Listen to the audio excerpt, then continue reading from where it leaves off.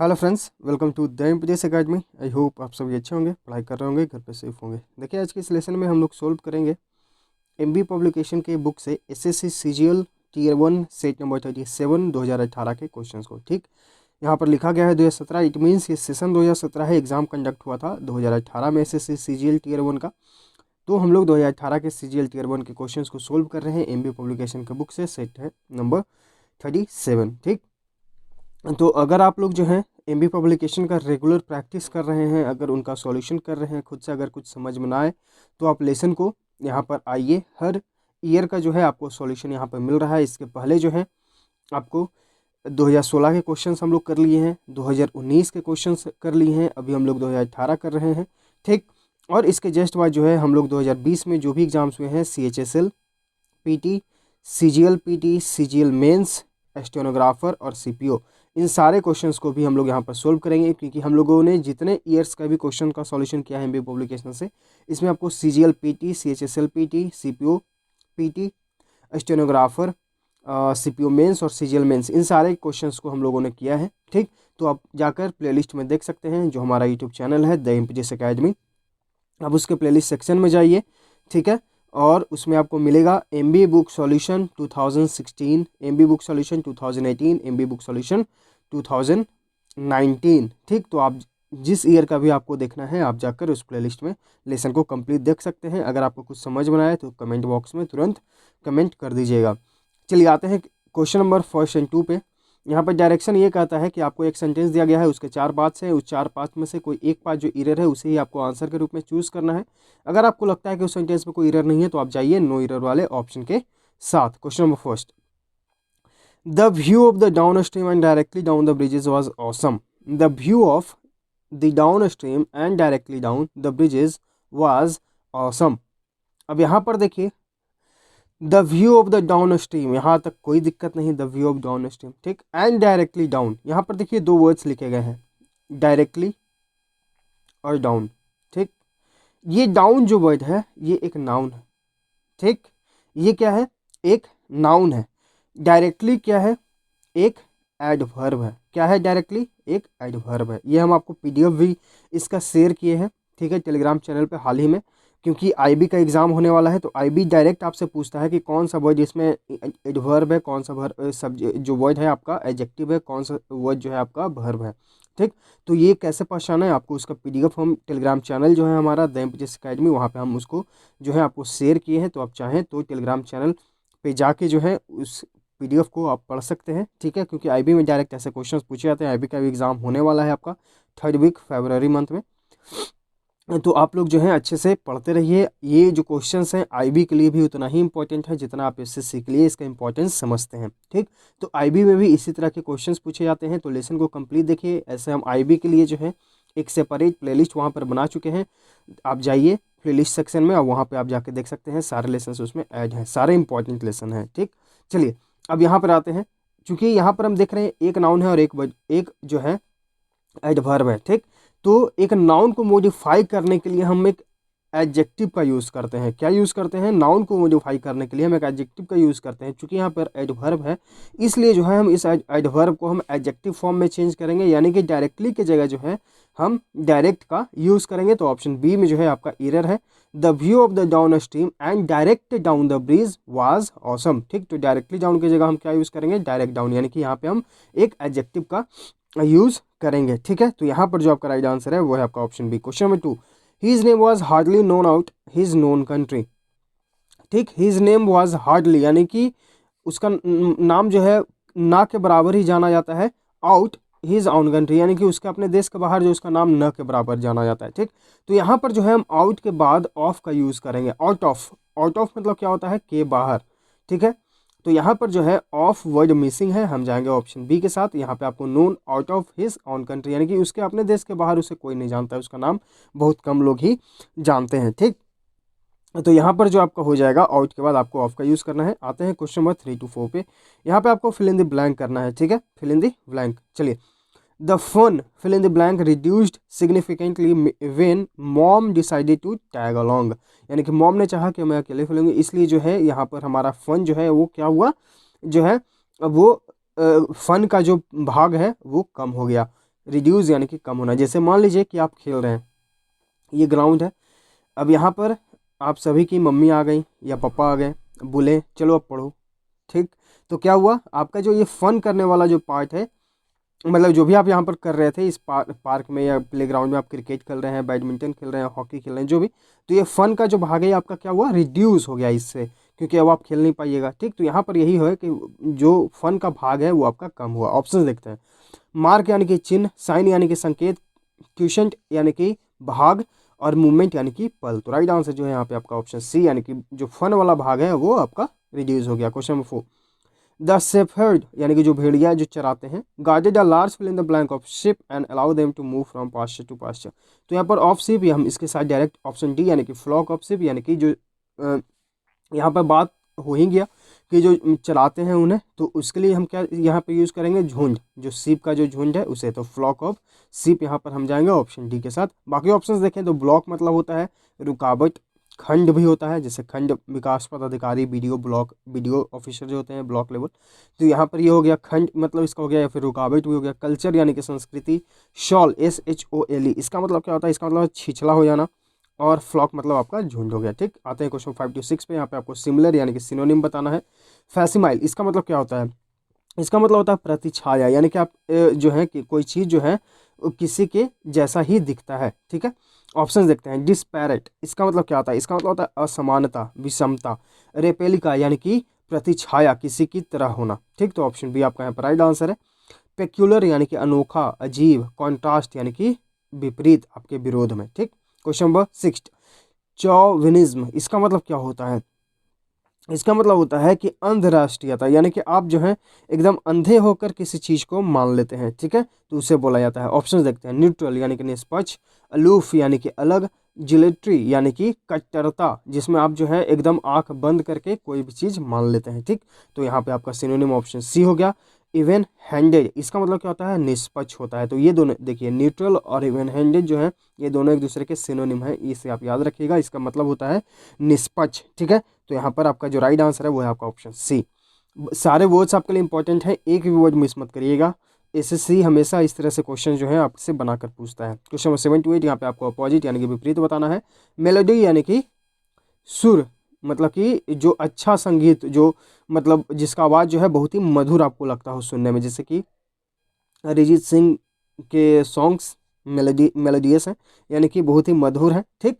तो यहाँ पे आप इसका आप जो है क्या करना है, विपरीत बताना है। ऑप्शंस देखते हैं। ऐसे अरिजीत सिंह मेरे फेवरेट हैं सिंगर में, चलिए ये बात अलग है। और यहाँ पर ऑप्शंस देखते हैं। चैंट यानी कि मंत्र, लिरिक यानी कि संगीत, कैकोफोनी यानी कि कड़वाहट, कर्कश आवाज़, ठीक है, जिसका आवाज़ बहुत ही बेसुरा हो। तो राइट आंसर आपका ऑप्शन सी, एक मधुर और एक बेसुरा है। इन्फ्लेक्शन, इन्फ्लेक्शन मतलब क्या हो गया, इन्फ्लेक्शन मतलब हो गया मोड़, मुड़ाव, ठीक। तो ऑप्शन सी यहाँ पे आपका राइट आंसर है। चलिए आते हैं डिफिडेंट, क्वेश्चन नंबर 8 इसका मतलब क्या होता है, इसका मतलब होता है संकोची। क्या होता है, संकोची। तो बैशफुल मतलब क्या हो गया, बैशफुल मतलब हो गया संकोची, ठीक है। डिम्योर इसका मतलब होता है संकोची। तो ये देखिए संकोची, संकोची। अग्रेसिव यानी कि जो बेवाक हो एकदम, मतलब जो कुछ जो भी करे वो आक्रमण के मतलब आक्रामकता के साथ करे, ठीक है, अग्रेसिवनेस जिसे हम लोग बोलते हैं। तो यहाँ पर आपका राइट आंसर आपका ऑप्शन सी। और मीक मतलब होता है बद्दू, मतलब जिसे हम लोग मतलब बोलते हैं कि एकदम विनम्र है, बहुत दब कर रहता है, दब्बू है, ठीक है। तो राइट आंसर आपका ऑप्शन सी। क्वेश्चन नंबर 92 यहाँ पे आपको आइटम का अर्थ बताना है।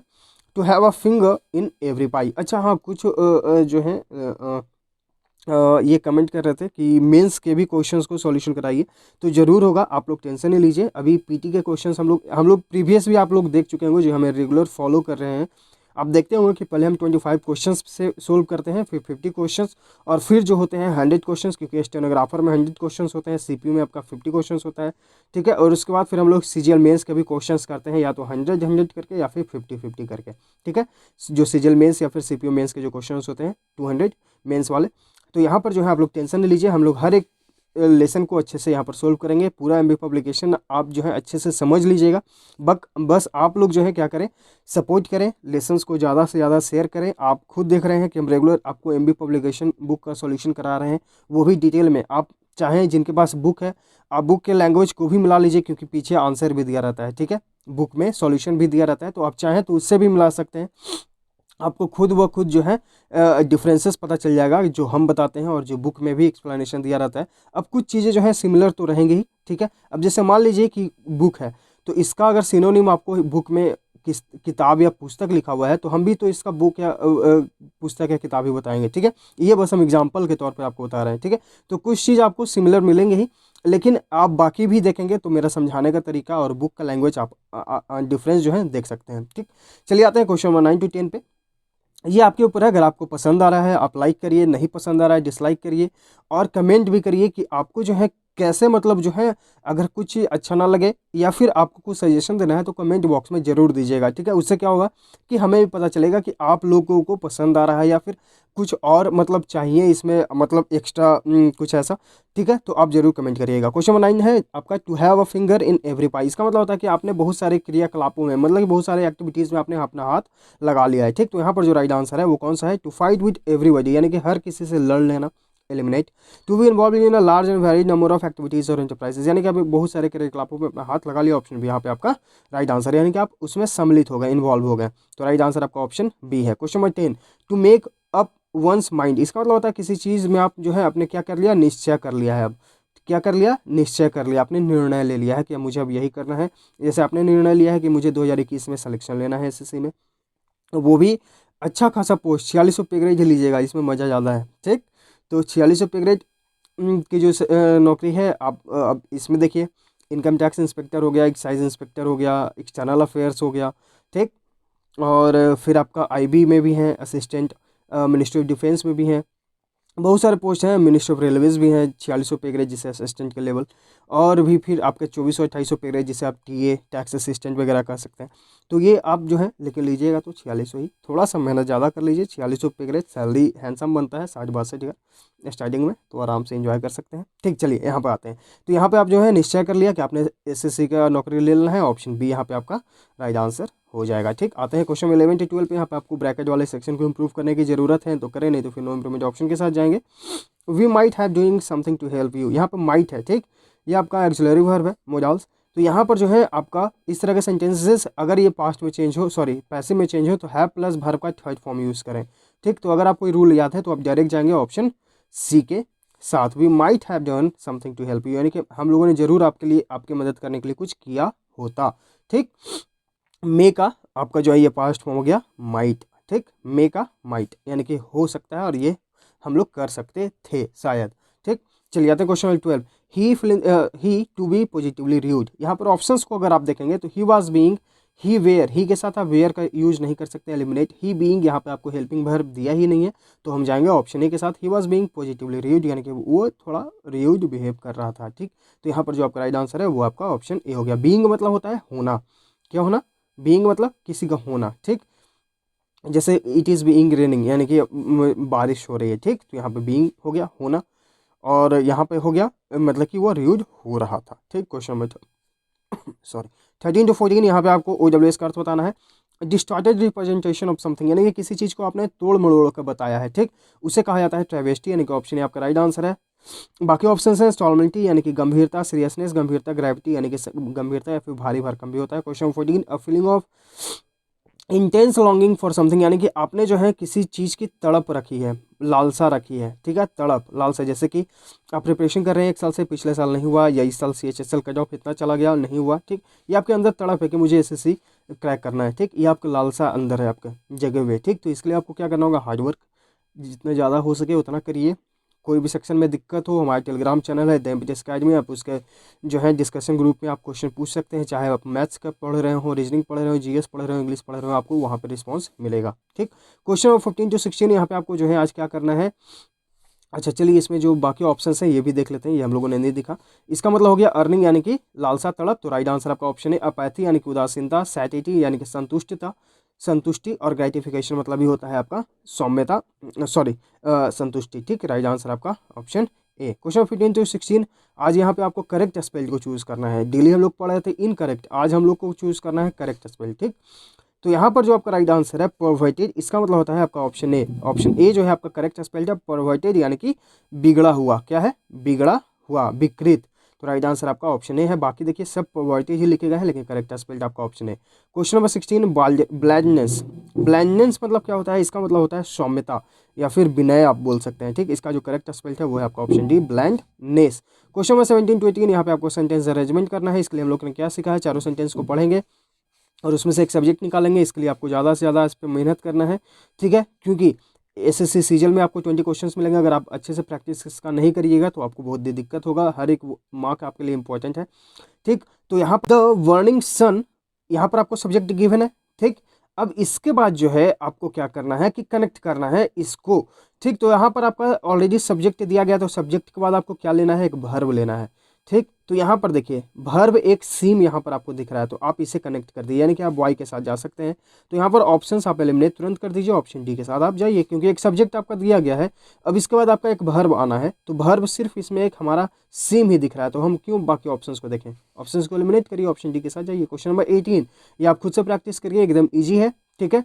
इसका पीडीएफ जो है हमारे टेलीग्राम चैनल द एमपीटीएस अकेडमी, जिसका डिस्क्रिप्शन में जो है लिंक दे दिया गया है, आप वहाँ से जाइए और वहाँ पर से पीडीएफ को डाउनलोड कर लीजिए, क्योंकि हम लेसन अपलोड करने के बाद ही जो है वहाँ पर पीडीएफ आपको शेयर कर देते हैं, ठीक है। तो आप इसे जाइए और इसका जो है प्रैक्टिस ज़्यादा से ज़्यादा करिए। हम हर एक लेसन का पीडीएफ आपको मिल जाएगा। इसका ऑप्शन सी जो है राइट आंसर है। क्वेश्चन नंबर 19, यहाँ पर आपको एक्टिव पैसिव वॉइस बताना है। The tutor always answers the students question. The tutor always answers, यानी कि सब्जेक्ट प्लस वर्ब का फिफ्थ फॉर्म है, यानी कि ये प्रेजेंट इंडेफिनिट में है।